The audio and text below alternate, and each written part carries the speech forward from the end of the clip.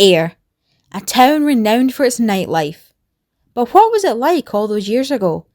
The hustle and bustle of the pub scene and need for DJs was at an all-time high.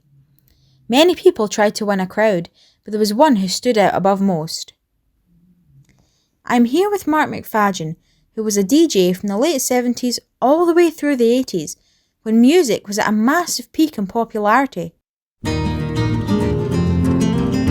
I first started paying attention to music in the mid-60s. My dad always played tapes of Johnny Cash and the Seekers, and to this very day I'm still a fan. Close the door, light the light, we're staying home tonight, far away from the bustle and the bright city lights. Let them all fade away, just leave us alone, and we'll live in a world of our own. Well, funnily enough, I can't remember what I had yesterday for breakfast, but I remember my first record. It was bought in 1972, and it was Solid Gold Easy Action by Mark Bolan and T-Rex. I got it from the famous Glasgow Barrows when we were up on a day trip. What made you want to be a DJ? I loved the disco sound. The songs from the Bee Gees, Yvonne Elliman, Kool and the Gang. And most of my friends were into bands like Pink Floyd and Led Zeppelin. But no, I preferred the disco sound, the beat. Believe it or not, I purchased most of my records, if I can remember correctly, at Boots the Chemist in Ayr, the High Street, which is still there. They cost around about 80 pence in 1977-78. That was the 7-inch singles.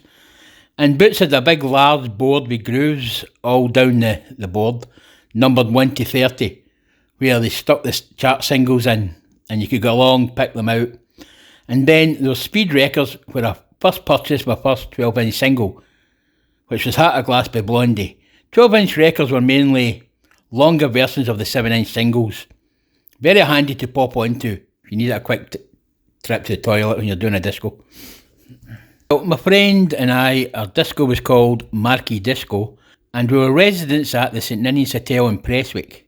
Friday, Saturday and Sunday night we were there, around 1978. We also alternated down at the Wellington Bar, the Ayr Shore, close to the beach. Myself and Carlo, my partner, we took turns doing both venues, and the Wellington, they had their own disco decks and lights. Our equipment stayed at St Ninians. Every few months, some record companies would send out singles that were due to be released in the future, wanting feedback on how they came across to the clubbers. The most famous one I remember was the Scottish lass Kelly Marie, who had a one-hit wonder in 1980 with It Feels Like I'm in Love.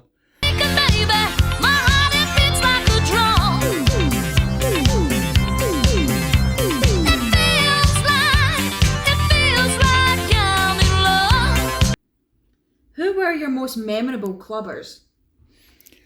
Yeah, you get to know your regular clubbers.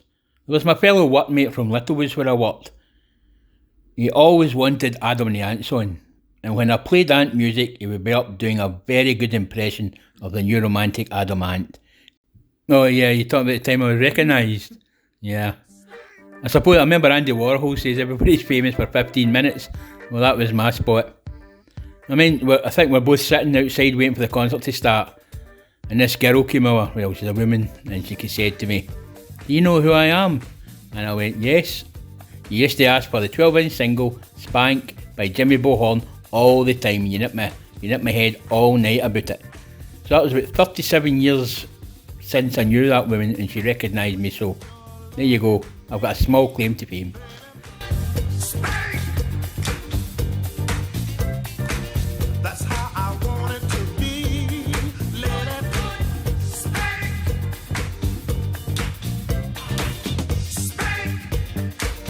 Not just being a DJ, I was an avid music fan, and I never missed Top of the Pops every Thursday night. I'd be watching the charts very carefully, see which was entering the charts, which looked a good mover, which looked a good dance song, and always, every Sunday night, Radio 1, you always had the new chart coming out, so I'd listen all the time to that, get a few tips, worked out what records I need to get, and took it from there. Well, before Andy Bryden, I had a few years break, and then I worked for a fella that stayed out in Downfoot. and he had most of the big clubs in here.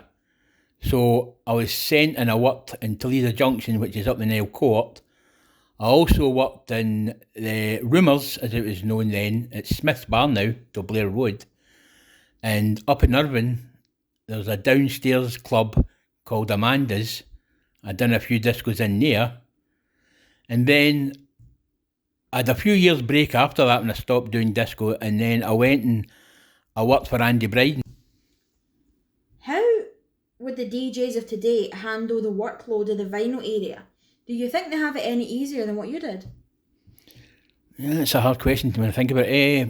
Well, really, today I think I would actually struggle because, as you know yourself, I'm not exactly computer literate, and mostly DJs today, it's all downloaded songs for Spotify. They press buttons, the music come on. Whereas in our day, with the microphones, we interacted with the crowd, we talked, we joked, and it was just simple case of 7-inch singles, 12-inch singles, music 60s, 70s, 80s, and once you knew your crowd, once you knew what they liked, it was a kind of easy.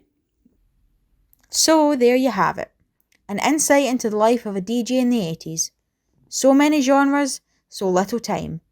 Did you rock down to Electric Avenue? Pump up the volume? Load up with Rubber Bullets or Fade to Grey?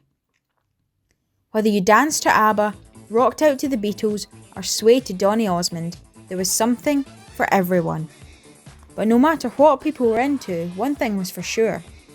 They had a night to remember.